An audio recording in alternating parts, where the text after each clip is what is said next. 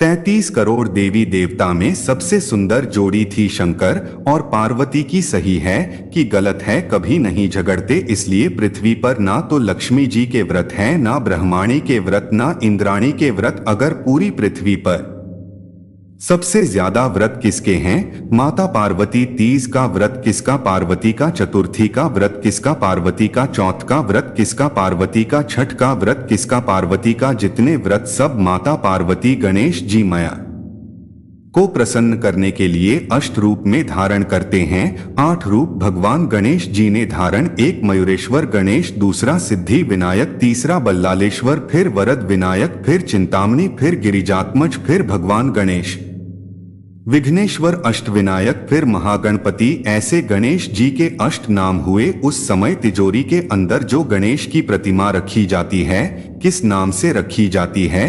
तो तिजोरी में हम जो गणेश की प्रतिमा रखते हैं वह वरद विनायक के नाम से रखते हैं। कौन सा गणेश? वरद। वरद विनायक के नाम से तिजोरी में गणेश रखते हैं और वरद विनायक के नाम से गणेश जी तिजोरी में रखा आते हैं। आपको कथा में कहा था, घर में सीधी सुंड का गणेश और व्यापार व्यवसाय ऑफिस में उल्टी सुंड का गणेश होना चाहिए। वरद विनायक को तिजोरी में जब मकान का गृह प्रवेश होता है तो गणेश जी की पूजन जो दरवाजे पर करी जाती है उसे सिद्धि विनायक गणेश कहते हैं। कौन सा गणेश? सिद्धि। जब हम घर में शुभ कार्य हो, बंदरवाल लगाएं, कोई दरवाजे पर शुभ लाभ लगाएं या स्वस्तिक बनाएं या माताएं दरवाजे पर रंगोली डालें तो उसी समय पर सिद्धि विनायक के नाम से रंगोली डालना चाहिए। तो घर में लक्ष्मी बढ़ती है, सिद्धता बढ़ती है। याद रखिए, कभी भी गणेश जी को मिट्टी के गणेश जी लाते हो भादो महीने में तो विसर्जन करो। तो विसर्जन के समय पर 2 बिंदी, 1 कंकु की, 1 हल्दी की दीवार पर जरूर लगा देना चाहिए। क्योंकि गणेश जी हमारे आते हैं तो रिद्धि सिद्धि के साथ आते हैं। पर जब गणेश जी जाते हैं, अगर हम बिंदी नहीं लगाते हैं तो गणेश जी अपनी रिद्धि सिद्धि को साथ में लेकर चले जाते हैं। पति के साथ पत्नी वापस चली जाती है। जब हम बिंदी लगाते हैं तो उसका मतलब होता है कि हमारे घर की बहू हमारे घर में रहे, बेटा भले भ्रमण के लिए जाए तो गणेश जी जाते हैं, रिद्धि सिद्धि घर में रह जाती है। इसलिए रिद्धि सिद्धि को घर में रखने के लिए 2 बिंदी लगाना चाहिए, 1 कुंकू की, 1 हल्दी। गणेश जी की प्रियता है दुर्वा। क्या प्रियता है दुर्वा? कितनी दुर्वा गणेश जी को समर्पित करी जाती है? मात्र 5। कितनी? आज के जमाने में लोग गट्ठा बनाकर चढ़ा दे वो अपनी जगह पर 5 दुर्वा पंचम इंद्रियों को वश में करने के लिए और भगवान के 5 जो स्वरूप है उनको अपने भीतर उतारने के लिए 5 दुर्वा। और दुर्वा में भी 3 गांठ। जब दुर्वा समर्पित करी जाती तो उसमें नीचे दुर्वा की डंडी पर गांठ रहती है। 3 छोटी छोटी गांठें होना चाहिए का जो व्रत करने वाली होती हैं, जो चतुर्थी का पूजन करने वाली होती हैं, उनके भीतर का एक भाव होता है कि जैसे ही शाम का समय आए चंद्र देव का पूजन करें। चंद्र जब प्रकट हो जाए, कलश भर लिया, उसके नीचे आखा दाना रख दिया, चावल गेहूं जो भी आप रखते हो पूजन के लिए, ऊपर पात्र अधिक रख दिया, जलाशय, फिर अपन ने घी का दिया लगाकर पूजन भी कर ली। तो जो चतुर्थी का पूजन करने वाली होती है, जो चतुर्थी का नियम व्रत धारण करने वाली होती है, बड़ी बड़ी चतुर्थ करती है या उसका नियम धारण करती है, तो चतुर्थी का जो पूजन करती है वो किस चीज के लिए होता है? केवल संतान, पुत्र, परिवार, हमारा कुटुंब, हम जिस कुल में है, हमारा कुल वैभव की ओर बढ़े, संपदा की ओर बढ़े और उसकी आयु बढ़े, उसकी आयु बढ़, वैभव। बहुत ध्यान दीजिएगा महाराज, चतुर्थी की पूजन में जो आप आखा दाना रखते हो,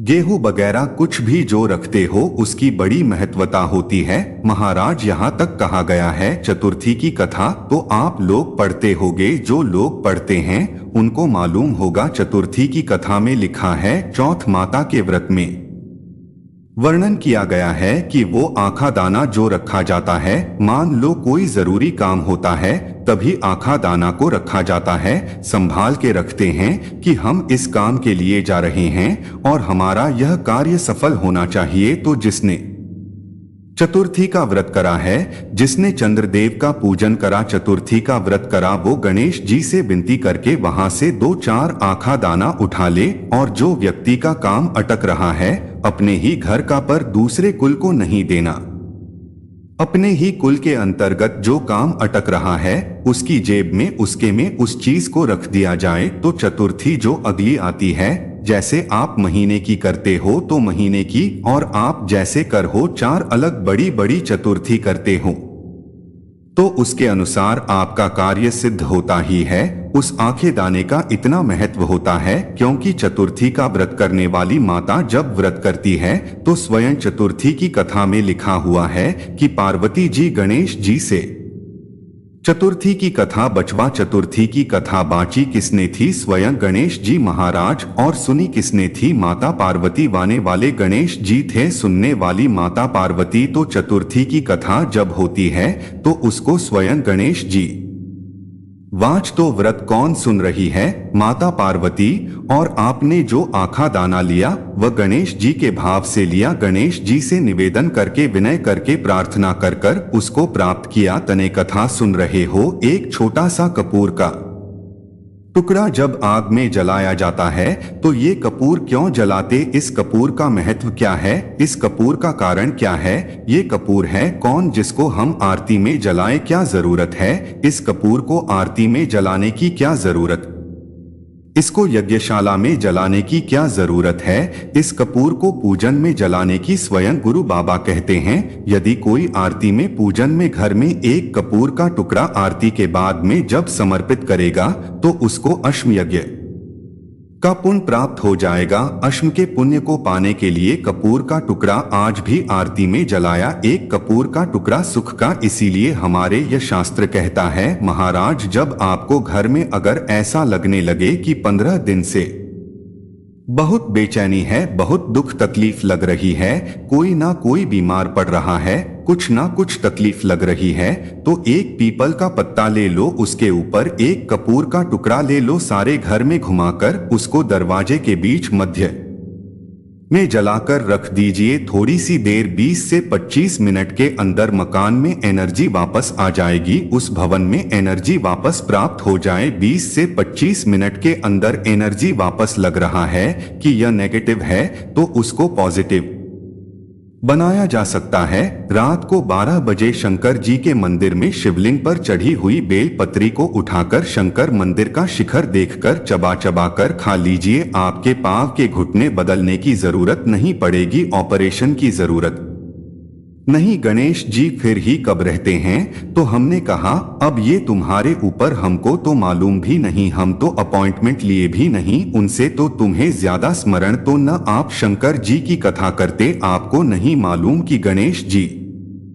कब फ्री रहते हैं। हमने कहा गणेश जी फ्री रहने का केवल एक समय होता है, एक टाइम होता है, एक पल होता है, एक घड़ी होती है कि गणेश जी महाराज हमारे घर में आ गए। गणेश जी की सबसे पहली जो आरती हो उस आरती के समय पर अगर धूप बत्ती जलाई जाए या गोबरी को जलाकर उसमें गल छोड़ी जाए और गल छोड़ने के बाद गणेश जी का नाम धूम वर्ण कह दिया जाए तो गणेश जी को तुम्हारे घर की पूजा स्वीकार करना पड़ती है। बस वो समय हम जानते, हम तो बस उतना जानते हैं कि शिव महापुराण में लिखा और मुद्गल पुराण में लिखा, गणेश पुराण में लिखा गणेश जी का एक नाम होता है धूम वर्ण। क्या नाम है धूम वर्ण? गणेश जी का एक नाम होता है। जब हम धूप जलाकर श्री शिवाय नमोस्तु हर हर महादेव गुरुजी द्वारा बताए गए उपाय को विश्वास के साथ जरूर करें और कमेंट में श्री शिवाय नमोस्तु भी हम जरूर लिखें। Thanks for watching.